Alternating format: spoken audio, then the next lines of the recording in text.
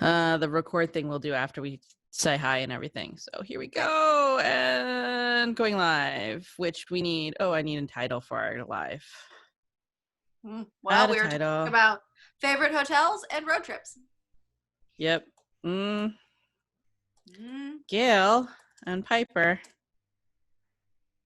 record 20-minute delay.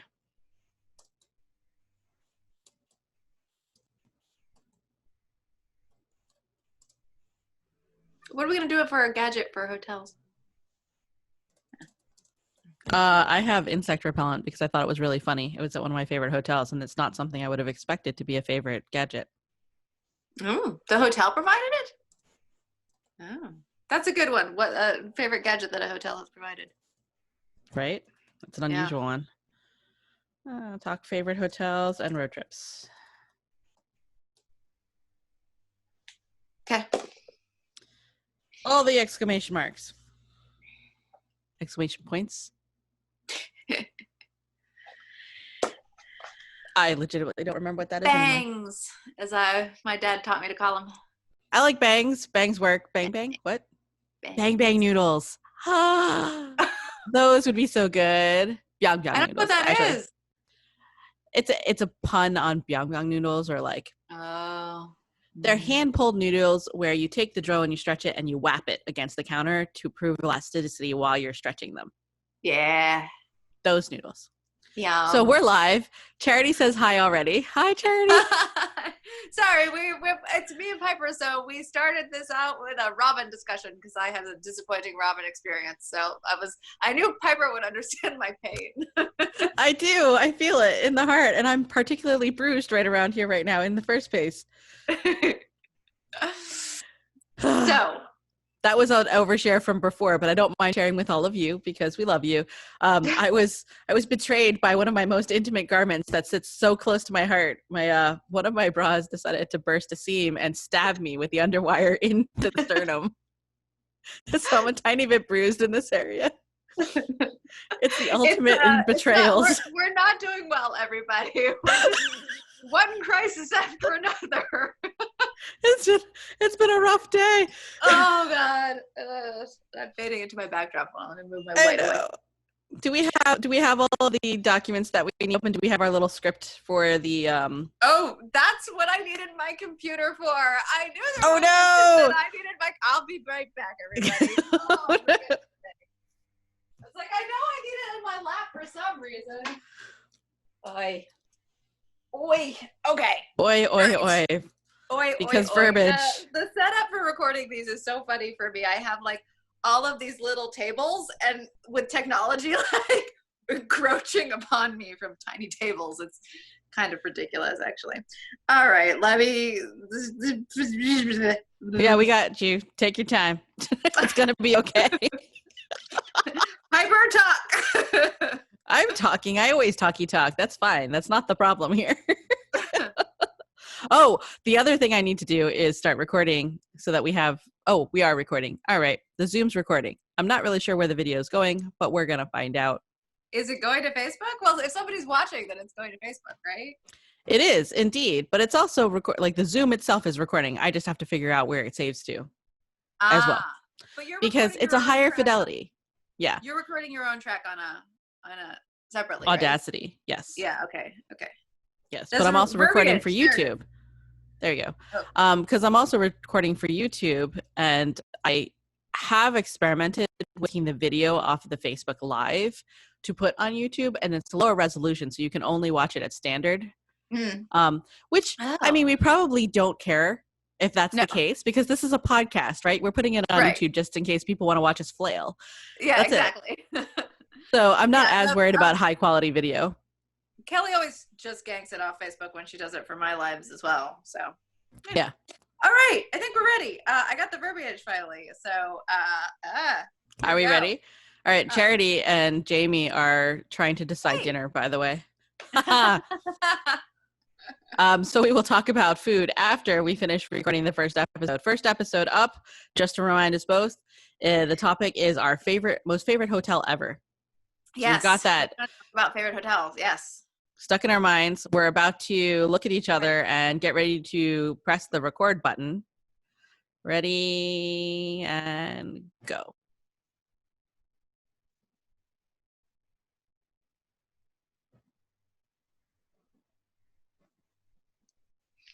Well, hello there. I'm Gail Carriger. And I'm Piper J. Drake. And you're listening to 20-Minute Delay, a podcast about travel. Because travel never goes how you expect. Neither does wearing clothing, apparently. I'm just going to leave that open to interpretation. Those of you who've watched the video know about my betrayal. Meanwhile, today we will be talking about favorite hotels, our most favorite hotels ever. Yay! Yay! And so we are going to dip into our past histories with travel, since neither of us are traveling right now, and talk about some of our favorite hotels that we have stayed at. We're reminiscing. We're reminiscing. Isn't that exciting? Yes. And we don't have an opening segment of where we've been recently because we haven't been anywhere recently. So we'll just jump right into favorite hotels. So Piper, do you want to start? What is your favorite hotel of all time? Can you pick one? Oh my gosh. I cannot pick one. I think. Can I pick one? No, well, all right. We're going to go with the one that wowed me overall on all levels most recently. Oh, that sounds like a good one. All right. So that is the Siam Kempinski Hotel in Bangkok, Thailand. This was a hotel that I was super looking forward to going to. It was Matthew's first visit to Thailand. And the trip got complicated because we were We were asked to come to kind of be two extra adults along with my sister, her husband, and my two nephews. And so the first thing we all did was assembled in Bangkok from different flights and different things, because my sister's from the East Coast. And so her travel route to Thailand is very different from the travel route to Thailand when you're from the West Coast. Different routes around the globe. And so we arrived all separately to the same hotel, which is not the hotel that I'm talking about. We spent several days at said hotel, and my sister remained at that hotel, but I had arranged for Matthew and I to go to the Siam Kempinski Hotel for, I think, 4 nights or 5 nights as part of our trip, where we could just kind of experience Bangkok, Thailand, just the two of us, away from the two nephews. My mother had gotten there to help out with the kids by then, and it was an international hotel they were staying at, so they were fine. So Siam Kempinski Hotel, when you walked in, first of all, it has one of those wow factors for lobbies. Big lobby. And gorgeous, that big feel where every step is kind of a whisper that kind of echoes through the lobby. Big vaulted ceilings and like a couple of statement staircases from which people can make entrances should they so desire. Really lovely bar down one end, and then you'll have to walk forever to get to the check-in counter. I love wearing like tacones, like the sharp, hard stiletto heels in that kind of environment. And you're like click, click, click, click. It's so satisfying. It is. But do go on. Yes. So we walk in, and of course, there's some beautiful, beautiful attention to detail upon welcoming. First of all, we passed no less than 3 staff people. 1 person at the door, 1 person to make sure we saw the desk to the left and not to the right where the bar was, right? Like we didn't get lost on the way through the lobby. And another person that kind of met us halfway and asked us if we would like some minted water, or if we would like some fruit infusion water, or if we would like tea, or do we want something stronger? Like literally, we were already all offered adult beverages before we ever checked in. It was fabulous. And then we get to the counter, and they take one look at Matthew and they take one look at me, and they're not really sure what language. So they just smiled until I spoke so they could figure out what language to speak to us in. Now I speak Thai, but Matthew speaks English. So I introduced myself in Thai to let them know that I was Thai, but then I switched to English, and they completely followed my cue, which is lovely to see in a concierge, right? Like they can follow the cue, include the people who are standing there, but they also know that you speak the language. And they had the key. They had one of those lovely little welcome envelopes, which I enjoy better than just the tiny little folder that holds the key, because they also had like all of those other things that they hand you to remind you when the concierge room is open or closed, or like, you know, whatever other things that they tend to try to hand you with like the little map and stuff. You end up juggling all of that. But they had a nifty little envelope for us to hold it in rather than have to juggle it or try to stuff it in our bags. And then, you know, you go to the room, and it was amazingly beautiful and well appointed. The bathroom was floor to ceiling, wall to wall glass. Oh, I don't know how I feel about that. I know, right? That's what I said when I came in.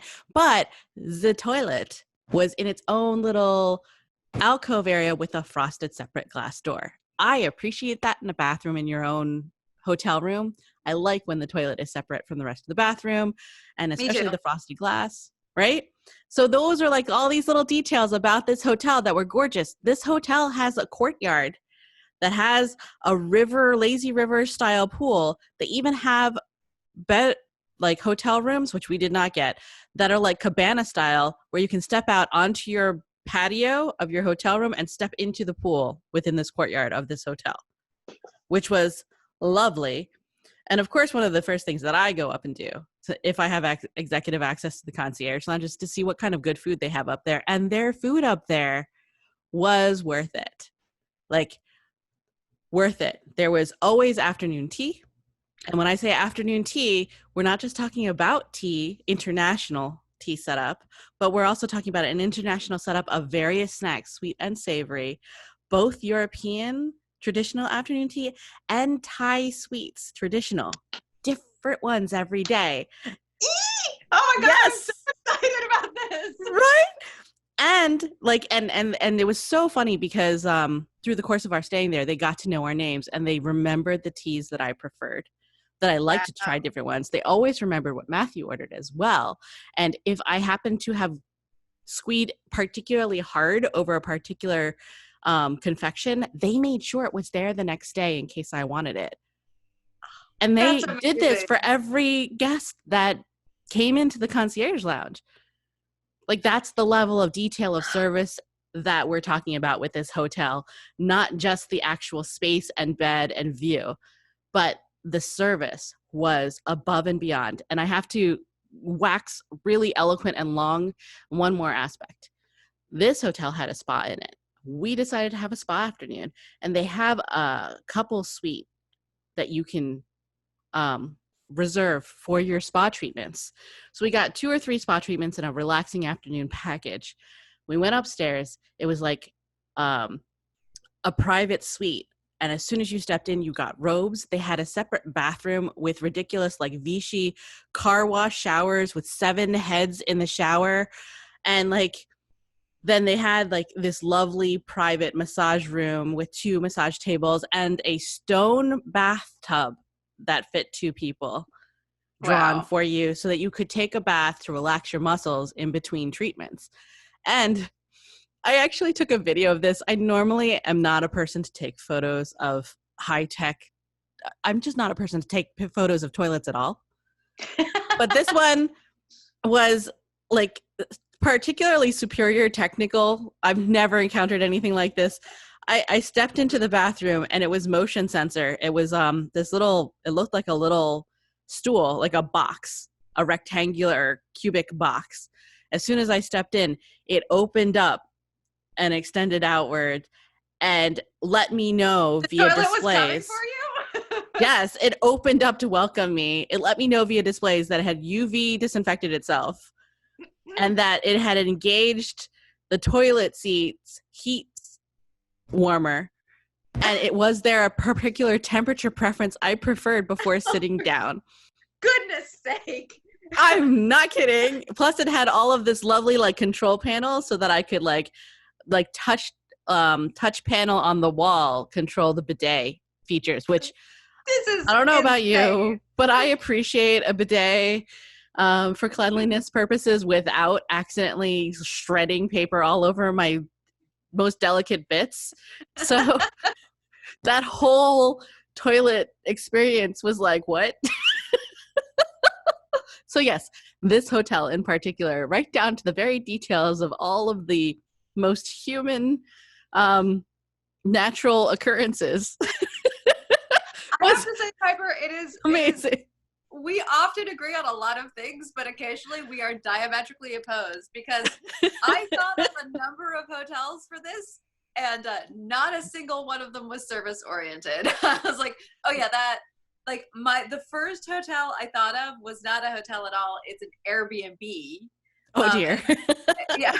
It's called the Adobe on Green Street, and it's in a town on the West Coast here called Santa Cruz. And I don't think it's open anymore. A couple of years ago, they were selling it. But it is an old Adobe house, like Mission Adobe house, and all Mission furnishings, all like just amazingly beautifully appointed.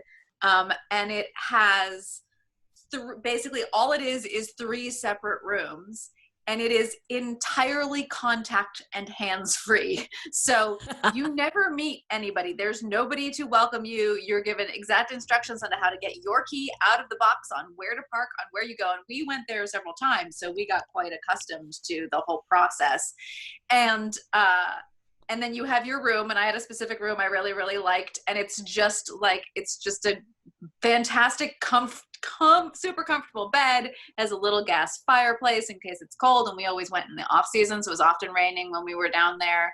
And then just like a really nice bathroom with a huge tub and really nice smelling toiletries, like proper fancy toiletries, not rebottled or anything.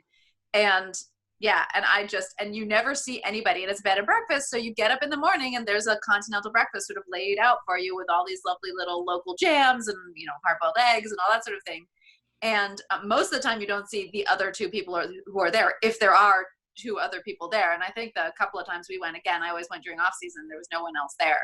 And it's just great. It's like you have your own home in like, it's like 100 times someone else is responsible for feeding you. For everything. Yeah, everything else, right? But you never see anybody. You just go. And tangential to that, I misbooked the Adobe, but because we were a regular there, we'd gone to a wedding down in the area, and it was like Saturday night, and I had accidentally booked Sunday night instead of Saturday night. And so I called them up, and I was like, I'm so sorry, but like, is there any way I can still stay with you guys tonight? And they were like, no, but they also have they have a long stay place called the Hines House, which is a vintage Victorian in downtown. Oh. And they rent that out for like months at a time for visiting professors for the university and stuff like that. So it's a whole different thing.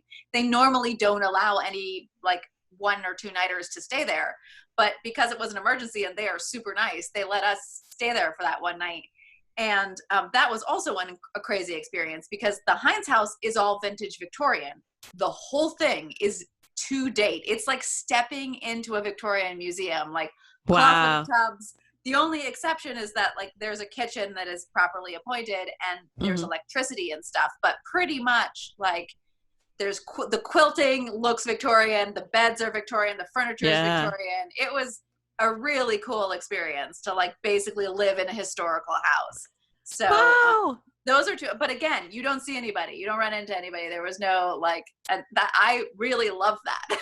I really liked not having any concierge service at all. I think one of the reasons why I enjoyed this service and marked it is because there have been places where the service was as attentive, but I was incredibly irritated and annoyed by it. Like, leave me alone. This hotel did it in such a way where it was unobtrusive. Like every staff member that we encountered was astute enough to know whether to just let us go past versus asking us if we needed help, right? Like, and that level of observation and understanding really lent to it. Because otherwise I've been at places where the service was like all of my stuff, and I was like, no, I need you to leave me the F alone, right? So I do feel that. It depends on why you're traveling too, right? Like if you're traveling to a hotel for a vacation, then a little pampering is a bit easier. Like when I'm on the go and working, I tend to want a chain hotel simply because they know the drill. Like they know not to be intrusive, and I know what to expect. And we're all like, yes, we're all a lean, mean machine, right? Exactly. Like, don't waste my time. Yeah. I got to get this done. Yeah. No, I get it. Oh my gosh, I could wax eloquent about any of these hotels. That's one thing. Is I there think we another have a one that you little- wanted to share? Yeah, the other one I was going to share is, like I have a couple, like I like the Mandalay Bay in Vegas, but I haven't been back in many, many years. And there's a really amazing kind of Asian influence, I think probably Japanese sort of stylistically influenced hotel town in Carmel. But again, I haven't been there in a decade, so I'm not sure if either of those hotels are still to the standard that I expect, or even if they still exist. Well, tell me what you liked about Mandalay, if you don't mind. I like the aesthetic of it. It's of the Vegas hotels, and I've stayed in quite a few of them. I don't like Vegas. I would like to be clear. Sorry, I could tempt you to Vegas, but for different reasons. Like we would just basically eat our way through. We're not there to gamble. I when I was in Vegas 30 odd years ago, and it was different back then. I had some great food experiences, but anyway, that's a whole other conversation. But the Mandalay Bay aesthetically is like, it's just my aesthetic. I just remember walking in and being like, oh, this is of the big hotels, this is the one I like. I'm gonna stay at the Luxor, and like, all the ones you're supposed to stay at. The Mandalay Bay is the one that wins me over usually, because I just like the flower arrangements and the style. I was like, I just like the style of this hotel has. The reason why I ask about Mandalay Bay is because Mandalay Bay has an aquarium in it, which is why I'm always attracted to go visit when I'm there, because I like to wander through the aquarium. And it's Matthew's favorite to visit the pool. He doesn't necessarily want to stay there, but he likes to stay for the day. And so there was one point where it was his birthday, and so I splurged and we got a cabana at their poolside. That was great. This was definitely a splurge. But the kind of cool thing about it was that, and we may have talked about this in a past podcast, I found it to be actually well worth it for us and what we value, because we wanted a place to kind of laze around, go to the pool, come back, go to the pool, come back. And with the cabana came free refills on ice, free refill on water and soft drinks. Nice. And you could order food, and the food was the same price as if you went and stood in line, but it was delivered to your cabana. Nice. And I'm like, we would have ordered it anyway. Yeah. You're kind of a captive audience, but we don't have to stand in line in the heat, and they bring it to us, and they bring it to us at the right temperature, because it's all in like little cooler/heat thingies, and they just put them out for you. So it was a really nice experience, and I liked that at Mandalay Bay. And then I went down, I actually got a massage, and what they did was they set up a massage table behind the waterfall poolside. And so that was a different kind of ambiance than going downstairs into a windowless massage room, which can also be very pleasant depending on decor. But it was just really nice that they had done this poolside massage, and it was kind of a fun, different thing to be under the waterfall poolside for that. So I like everything I've seen so far of Mandalay Bay, but I have actually not stayed overnight. So I don't know what their hotel rooms look like. Yeah. Which, speaking of pools, this is a good tangential, because the other hotel that I explicitly wanted to mention is the splurge hotel that I did in Singapore, which is the famous Marina Bay Sands, which is one of the most famous sort of architectural hotels in the world, actually. And it's on my list. Yeah, I read about it being built when I was in college, I think. It might have been my first stint at graduate school.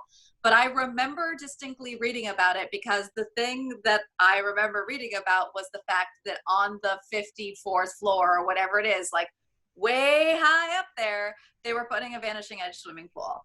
And I am obsessed with Vanishing Edge swimming pools, because one of the things I've always said is I'm a swimmer by nature. I love swimming so much. And for me, one of the reasons I like swimming so much is because it's as close, I feel like, as you can get to flying. And the idea of a Vanishing Edge swimming pool, although I also love heights, I love anything to do with flying or being up high or tree climbing, all those sorts of things. And so this is like two of my favorite things combined. And so when I found out I was going to Singapore, I was like, I don't care what the expense is. This is something I've literally wanted to do for most of my life, is to swim in this swimming pool at the top of the Marina Bay Sands. And you can only swim there if you are staying there. So I was like, baby, we are getting one night at the Marina Bay Sands. So this girl could swim in that swimming pool, and I did. We went there that night, and then I woke up, and I had jet lag and stuff, so I woke up like before dawn the next morning and went up there and watched the sunrise over the straits in front of like with Malaysia, in the distance, and the ships coming into port, and like sat in a Vanishing Edge swimming pool, and it was everything I wanted. And like you, I almost never take videos of like anything when I'm traveling, but I did a video of that room just for my own amusement, because it is the biggest hotel room I've ever, like, our apartment could have fit into that, or your apartment could have fit into that hotel room twice. It was ridiculously massive. I was like, it's just a waste of space. We don't need that space. And it was one of the smaller rooms. And we were like, wow, this is insane. But it was truly an amazing experience. And Singapore does like a light show and fireworks and stuff most nights in their in the harbor, and we had a harbor facing room rather than a straight you got to see it right from the hotel room. Yeah, so we sat in the hotel. I ate my favorite dessert of all time, which is chocolate mousse and passion fruit cake, and sat and watched, and it was just one of those sort of like magical, everything was exactly what I wanted it to be. Like, I had such high expectations, and it met those expectations, and I was like, all right, you win. It was not like the most excitingly appointed room or the best like service experience I've ever had or anything, but it was like, for me, exactly what I wanted from that experience. And so that's why the Marina Bay Sands is right there on my list. And if you are like me and need to swim in the tallest Vanishing Edge swimming pool in the world, I think still, then it's worth it. I will say that, speaking of experiences that I dreamed about that were very satisfying because they met my expectations, I think I have mentioned the Hotel Monaco Seattle in the past. Possibly. But we're going to recap because, yes, I live in Seattle. But you know what? Before I ever lived in Seattle, I had read Hunting Grounds by Patricia Briggs, which is a spin-off series to the main series that she's known for in urban fantasy. I used to read her before when she wrote fantasy as well and sci-fi. But the Hunting Grounds was book 2 in the Alpha and Omega series. And the two main characters travel to Seattle. And in the very beginning of the book, the one of the characters is kind of introducing his partner to Seattle. It's her first time there. And he chose a boutique hotel for her, or a hotel that had a boutique feel to it. Because he felt that she would like it more and wouldn't be as overwhelmed as like some of the bigger hotels that are a little bit more all up in your stuff, speaking of service, right? But the Hotel Monaco in particular, as I was reading it, is the hotel that this is inspired by, the scene. And in particular, it was the boutique feel. She was really fall in love with the feel of the lobby and the elevators, and the fact that there is goldfish in goldfish bowls. And they talk about how if you're traveling alone, they give you a goldfish in a bowl to keep you company. And I was like, that hit me right in the feels because I travel alone all the time and I would love to have a goldfish. So I set up to stay at the Hotel Monaco when I came to Seattle to scout out apartments to come live here. And I stayed in the Hotel Monaco. I requested my goldfish. He came with his little name tag and hung out with me in the room. And the room was so cute. Beautiful. Exactly. And it was exactly the way that I had pictured it in the book. With the carpeting the way it was. And there was like this big, heavy blackout drapes that separated the living area from the actual bed. So that if one of you is working late and reading at a desk or reading at the little sofa couch that they have, nice. The blackout curtains make it so that the other person could sleep on the bed quite comfortably without being awake from the lights or even the sound of a TV if a TV was playing low, because blackout curtains have a tendency to block a little bit of sound too. Yeah. And I was just like, this room and that experience, based on how I had amped it up after reading this book, was exactly the expectation that I had. I had a delightful experience with that. And I don't know, I just that's speaking of a couple of things we've been talking about recently, books that take you places. And now favorite hotel ever, and this hotel met every expectation I had, especially with the goldfish. And I was just like, yay. I don't know that they do the goldfish anymore, though. I know that they're extremely pet friendly, but I don't know. I think it's very recently, like maybe just in the months before the pandemic, that they stopped doing the goldfish thing. And I think it was because people mistreated the goldfish. Oh, yeah. So, well, you might be able to hear it in my voice, but you can definitely see it on screen. I'm heavy duty pouting here. Pouting. Well, so we should move on to our gadget picks. We should. Okay. Right. All right. So for gadget picks, we thought we would talk about some of our favorite, I guess, hotel provided gadgets that we really, really like. That like you don't necessarily expect when you stay in a hotel, but you might be super excited if they happen. And we've talked about sort of the smells of hotels and stuff before. So I have to say that I'm always delighted if there's a very nice shampoo, conditioner, soap, scent thing that really appeals to me. But that's so subjective, like different people like different smells. Another thing I really love, which I ordinarily don't get, but always get very excited about when it's there, is makeup wipes. I think they're like, those thrill me when they're provided. I usually travel with my own, but it's nice to use someone else's. And then I like and almost demand at this juncture, if at all possible, a small refrigerator. And then a big one for me is if the hotel bar can give me milk, because I like it for my tea. And so if I can trot down to the bar, like when I arrive, actual milk, not half and half in the little cups that are like shelf stable. And sometimes they'll just give me literally a cup of milk from the bar because they have it for mixing drinks or what have you. Or for adding to coffee or that kind of thing. And I have had a couple of really pleasant experiences where I have forgotten milk. I've been on book tour or something, so I'm just like the fourth city in 10, and I just called down and been like, do you have milk? And some very nice young man will bring me up a cup of milk, and I will be eternally grateful. Yes. So, and that is something that really only happens at the boutique hotels.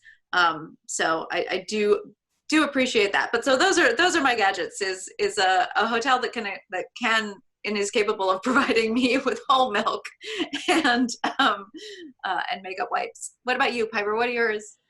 I will say that the favorite to date that I have encountered is one that I've only encountered at one hotel, and that is the Siam Kempinski Hotel in Bangkok.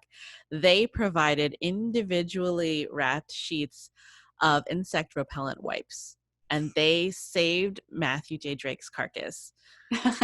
Because we're talking about Bangkok here, which maybe isn't as bad because it's a city, but the actual country of Thailand, heck bad when it comes to insects that like to feed on the tender skin of tourists. Especially if you're a tourist who doesn't do well with heat and therefore does not wear long pants.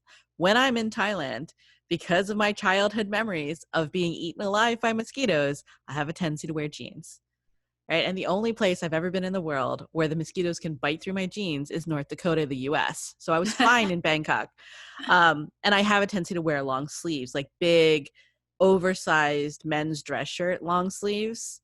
When I'm in Thailand as well, it's kind of a callback to my childhood and the way I used to dress back then, but it's also very comfortable because it's very airy and you're not as exposed to the sun and you're not as exposed to, again, the mosquitoes. I will really literally suffer a little bit of discomfort in the heat to save me from being eaten alive and the itching that happens afterwards. We're going to have a whole discussion about packing before we travel to Thailand. Yes, we will. Like, what do I pack? What do I pack? And I'll be giving you options. Like, you can do this if you're willing to sacrifice this. Yep. But yeah, no, these little insect wipes, they were very, very effective. One little wipe could protect his entire exposed skin, including his head, and it did not make him break out when he applied it to his face. And he has very sensitive skin, like very sensitive. If you kiss him with the wrong lip gloss, he's gonna break out, right? Like a little kiss on the cheek. Poor little buddy. So he definitely, like, this stuff did not make him break out. It saved him from bites for the whole 5 days that he used them, and they replaced them without a word. And they even sent us with extras when we decided to leave. They brought up a whole bag. Like we asked for a couple of extra. They brought up like a week's supply. They were so generous with them. And they were so thin, you could just drop them in your purse or in your back pocket. Yeah, it's brilliant. It's brilliant. Mm-hmm. Yeah, I travel with insect wipes when I go to tropical countries now. Oh, yeah. It's a thing. And honestly, in countries like Thailand, where you take off your shoes to go into certain areas, or in certain businesses or in certain homes, like it is actually a good idea to remember to apply insect repellent to the tops of your feet. People forget, right? Like they really do forget that they're going to be taking off their shoes, and then their feet are vulnerable, and it's a terrible place to have a mosquito bite, because then you stick your foot back in the shoe. Oh yeah, I can't even. I'm one of those lucky people who most of the time the mosquitoes will go for someone else. I've literally sat and had the mosquito go straight at me and then divert to whoever is sitting next to me. Whoever has like sweeter smelling breath, apparently. Yeah, like, I don't know. And the thing is, like, you eat plenty of fruit. Like they sit there and they say sometimes that if you eat a lot of fruit, they are attracted to the scent. Like I don't believe any. I don't know what the reasoning is, but my mom's the same way. Both of us, like whoever our partners are gonna get eaten before we are. But there comes a point where you're in a tropical country where you are gonna get bitten if you were exposing yourself.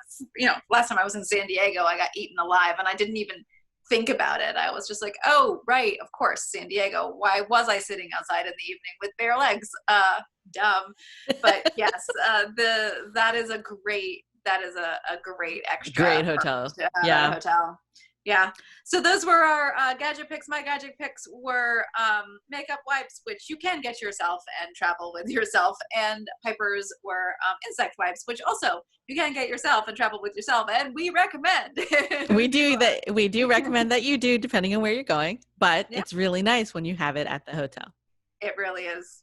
And on that note, we're going to sign off. So thank you to John Anelio, who loaned us the music from his song Steampunk Girl. Thanks to Kelly of Aethernautica, who cleaned this audio. And thank you for listening. Please consider leaving reviews on iTunes, and we will love you forever. This has been Piper J. Drake.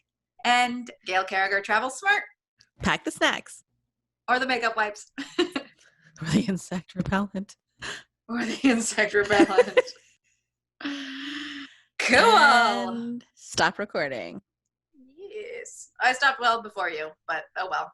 They'll be fine. Yeah, Kelly can handle it. She's got this covered. But now I have to sit here and do the export thing. All right. Saving the project. I at least had this one teed up and saved the name already. We're exporting. Sometimes we should talk about our nightmare hotels. I was thinking we should. I was thinking about a lot of the nightmare hotels are like conditional on the presence of, or like I had stayed at a boutique one in Brooklyn that was on top of a nightclub. And I was like, well, this is just not going to turn out well. I'm adding a row to talk about that next time. Nightmare hotels. Yeah.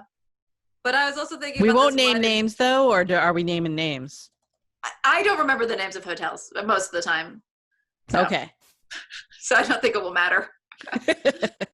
I'm thinking whether or not we have listeners live in the live stream or not. I'm like, would you like us to name names? You know what? I shouldn't even ask the question because they would want us to name names. That's the thing. You get into trouble. Mm-hmm. Can't slander hotels, but we can't talk about bad experiences. That will be fun. Yes, this is true. When it's the hotel's fault, I think. Sometimes it's not the hotel's fault. Sometimes,